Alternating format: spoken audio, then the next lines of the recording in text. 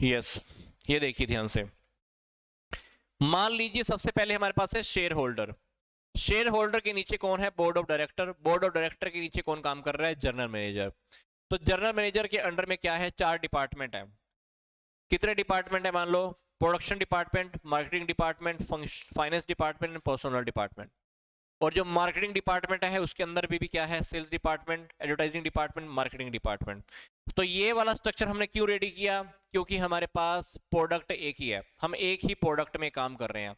जब हम एक ही प्रोडक्ट में या एक ही लाइन में काम कर रहे हैं, हमारे पास टेंशन लेने का ज्यादा टाइम नहीं है, सिंपल से तरीके से काम करना चाहते हैं, तो हम एक सिंपल सा स्ट्रक्चर रेडी कर लेते हैं।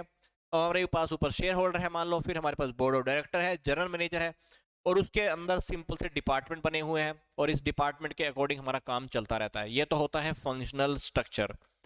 फंक्शनल स्ट्रक्चर के अंदर सबसे खास बात मैं आपको क्या बोल रहा हूँ? प्रोडक्ट हमारे पास एक ही है। अब मैं आपको दिखाता हूँ डिविजनल स्ट्रक्चर कौन सा होता है। डिविजनल स्ट्रक्चर के अंदर देखो हमारे पास एक तो है मेटल के प्रोडक्ट और एक है प्लास्टिक के प्रोडक्ट। अब हम एक से ज्यादा प्रोडक्ट में काम कर रहे हैं। अब हम एक से ज्यादा प्रोडक्ट में काम कर रहे हैं, तो हमने क्या किया? मेटल वाला डिपार्टमेंट अलग बना दिया, प्लास्टिक वाला डिपार्टमेंट अलग बना दिया। अब मेटल वाले के अंदर भी देखो क्या है? मेटल वाले डिपार्टमेंट के अंदर प्रोडक्शन डिपार्टमेंट है, मार्केटिंग भी है, फाइनेंस भी है, पर्सनल मैनेजमेंट भी है। इसी तरह से जैसे यहाँ पर 4 डिपार्टमेंट है ना, हमको यहाँ पर प्लास्टिक वाले के अंडर में भी 4 डिपार्टमेंट बनाने पड़ सकते हैं। 4 भी हो सकते हैं, ज्यादा भी हो सकते हैं। मतलब कहने का मेरा क्या है, जब डिविजनल स्ट्रक्चर हम रेडी करते हैं तो हम क्यों रेडी करते हैं? क्योंकि हमारे पास प्रोडक्ट एक से ज्यादा होते हैं। तो जब प्रोडक्ट एक से ज्यादा है, तो जो पहले वाला प्रोडक्ट है उसके अपने डिपार्टमेंट, और जो दूसरे वाला प्रोडक्ट है उसके डिपार्टमेंट अपने, और मान लो कोई एक नया प्रोडक्ट और भी है तो उसके डिपार्टमेंट अपने। तो ये है डिविजनल स्ट्रक्चर। तो अब हम इनको थोड़ा सा डिटेल में देख लेते हैं। डिटेल में कैसे देखना है? सबसे पहले हम बात करते हैं, सबसे पहले हम बात करते हैं फंक्शनल स्ट्रक्चर की। फंक्शनल स्ट्रक्चर की सबसे खास बात क्या है? हमारे पास एक ही प्रोडक्ट है, ठीक है, एक ही प्रोडक्ट है। इसी एक प्रोडक्ट के चक्कर के अंदर हमने मान लो 4 या 5 डिपार्टमेंट बना रखे हैं, production, purchase, marketing, finance, office. हमारे पास एक ही प्रोडक्ट है, सिंपल लैंग्वेज के अंदर, सिंपल वे के अंदर हम काम कर रहे हैं। आगे देखो ध्यान से, फंक्शनल स्ट्रक्चर के अंदर हमारे एडवांटेजेस क्या हैं? इसके अंदर सबसे पहली बात तो हमको स्पेशलाइजेशन का फायदा मिल जाता है, क्योंकि प्रोडक्शन डिपार्टमेंट सिर्फ प्रोडक्शन का काम करने वाला है, तो जब प्रोडक्शन डिपार्टमेंट बार बार काम करेगा तो उसको विशिष्टीकरण के फायदे मिल जाते हैं। इसी तरह से कोऑर्डिनेशन, कोऑर्डिनेशन के अंदर क्या है? इन सारे डिपार्टमेंट का आपस में सहयोग भी होता है, ये सारे डिपार्टमेंट आपस में मिलजुल कर काम करते हैं, इसलिए सेकंड पॉइंट है हमारा कोऑर्डिनेशन का। थर्ड पॉइंट है हमारे पास मैनेजरियल एफिशिएंसी। मैनेजमेंट की एफिशिएंसी भी इंक्रीज होती है, क्योंकि मैनेजमेंट क्या करती है? अपने काम पे बहुत अच्छे से फोकस कर पाती है। जिसको जो काम बोला गया है वो काम बार बार करेगा, तो इससे मैनेजमेंट भी बहुत अच्छे से चलती है, क्योंकि उसको रिजल्ट बहुत अच्छे मिलते हैं। फिर इसी तरह से जो हमारा नेक्स्ट पॉइंट है वो है मिनिमम डुप्लीकेशन। एक ही काम की दोबारा दोहराई नहीं होती, डुप्लीकेट काम नहीं होता। क्योंकि डिविजनल स्ट्रक्चर में तो क्या था? डिविजनल के अंदर हमारे पास प्रोडक्ट एक से ज्यादा है। अब जब प्रोडक्ट एक से ज्यादा है तो हमको प्रोडक्शन डिपार्टमेंट वहां पे भी बनाना है और वहां पे भी बनाना है, फाइनेंस डिपार्टमेंट वहां पे भी रहेगा और एक और भी बनाना पड़ेगा। पर फंक्शनल स्ट्रक्चर के अंदर हमने क्या किया? हमने एक ही प्रोडक्ट रखा हुआ है, डिपार्टमेंट भी हमारे सिंगल सिंगल रहने वाले हैं, डिपार्टमेंट हमारे दोबारा दोबारा नहीं बनने वाले। मतलब प्रोडक्शन का काम एक ही बार होगा, दोबारा दोबारा नहीं होगा। तो यहां पर इसलिए बोल रहे हैं कि यहां पर हमारी मिनिमम डुप्लीकेशन रहती है। फिर पांचवी बात, ट्रेनिंग। ट्रेनिंग देना बहुत आसान होता है। ट्रेनिंग देना बहुत आसान है क्योंकि हमारा एक ही प्रोडक्ट है, तो लोगों को हम ट्रेनिंग बहुत आसानी से दे सकते हैं। ट्रेनिंग देने के बाद ही हम उनसे काम कराते हैं। आगे है इक्वल वेटेज। इक्वल वेटेज का मतलब है कि हमारे पास क्योंकि प्रोडक्ट एक ही है तो हम इसी के ऊपर ही इंपॉर्टेंस देते हैं, इसी के अकॉर्डिंग काम कर सकते हैं और काम करना हमारा बहुत इजी भी हो जाता है। तो इक्वल वेटेज हमारे को मिल जाती है।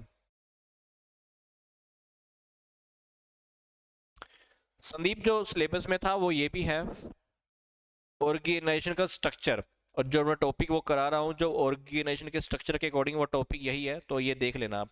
ऑर्गेनाइजेशनल स्ट्रक्चर आप जो कह रहे हैं वो फॉर्मल ऑर्गेनाइजेशन और इनफॉर्मल ऑर्गेनाइजेशन है, वो मैं समझता हूँ, वो टॉपिक आप स्टडी करोगे तो बहुत ईजी है, बट सिलेबस के अंदर यहाँ पे आपको जो दिया हुआ है वो है ऑर्गेनाइजेशनल स्ट्रक्चर। तो स्ट्रक्चर का टॉपिक ही मैं लेके चल रहा हूँ, functional structure and divisional structure. तो आप फिलहाल अभी यही स्टडी कर ले जो मैं अभी करा रहा हूँ।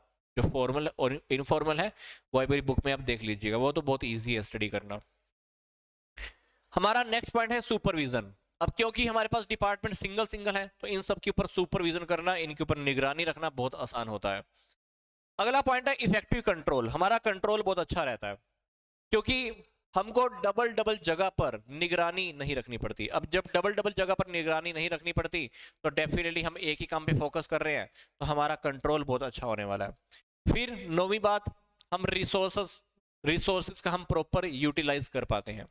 अदरवाइज कभी कभी क्या होता है कि रिसोर्सेज को हम वेस्टेज ज्यादा होती है, बट यहाँ पर क्या होने वाला है, रिसोर्सेज का हम प्रॉपर यूज करने वाले हैं। रिसोर्सेज बोले तो संसाधन हमारे बेकार नहीं होने वाले। आगे बात आती है कि इस फंक्शनल ऑर्गेनाइजेशन के हमारे डिसएडवांटेजेस क्या है। कभी कभी ये क्या करते हैं, जो हमारे ऑर्गेनाइजेशन के जो ऑब्जेक्टिव होते हैं, कभी कभी जो हमारे ऑर्गेनाइजेशन के जो ऑब्जेक्टिव होते हैं हम उसको भी कहीं ना कहीं इग्नोर करते ही हैं। तो यहां पर भी हमको एक बात समझनी होगी।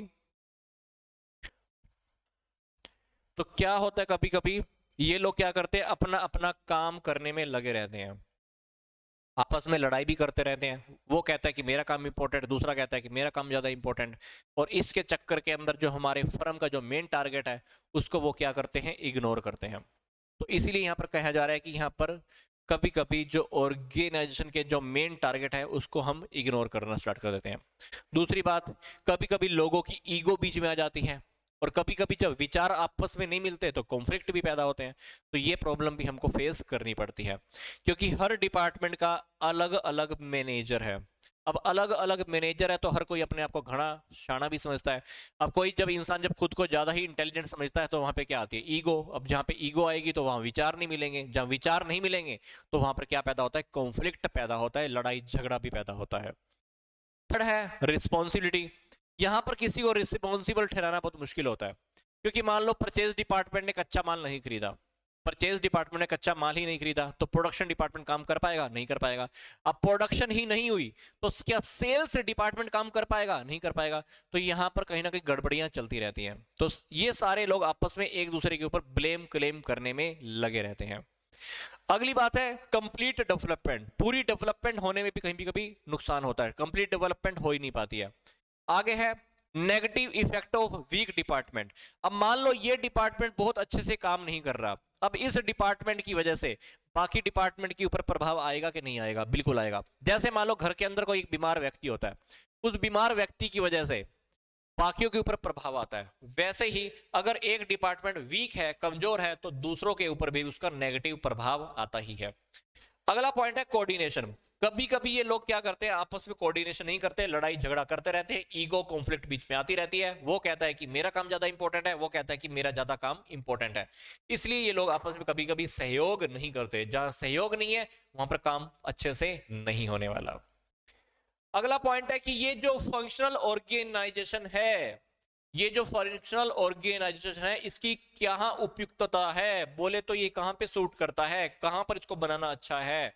तो सबसे पहली बात है, बिजनेस का साइज अगर छोटा है, बिजनेस आपका अगर नॉर्मल तरीके से चल रहा है, आपके पास प्रोडक्ट एक ही है, तो वहां पर इस टाइप के फंक्शनल ऑर्गेनाइजेशन को बनाना बहुत इजी है।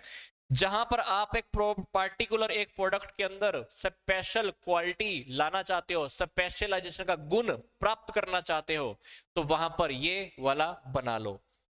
तीसरी बात, जहां आप चाहते हो कि आप अपनी पावर्स को आगे तक डिवाइड कर दो, लोगों को अपनी अथॉरिटी रिस्पॉन्सिबिलिटी भी सौंप दो, तो वहां पर भी ठीक रहेगा।